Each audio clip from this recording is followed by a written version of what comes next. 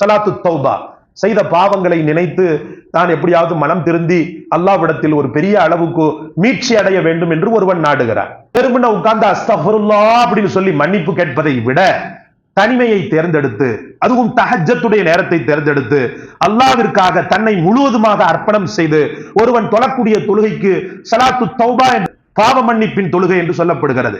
உணர்வுகளையும் உள்ளத்தில் தேக்கி தன்னை படைத்த இறைவன் தன்னை மன்னிக்க வேண்டும் என்ற பச்சாவதாபத்தை உடலில் நிறுத்தி ஒருவன் தொழக்கூடிய தொழுகைக்கு தான் ஸலாத்து தௌபா. ஒருவனை பாவத்தின் பக்கம் கொண்டு செல்ல விடாமல் தடுக்கக்கூடிய ஒரு கேடயம் போன்றது சகோதரர்களே.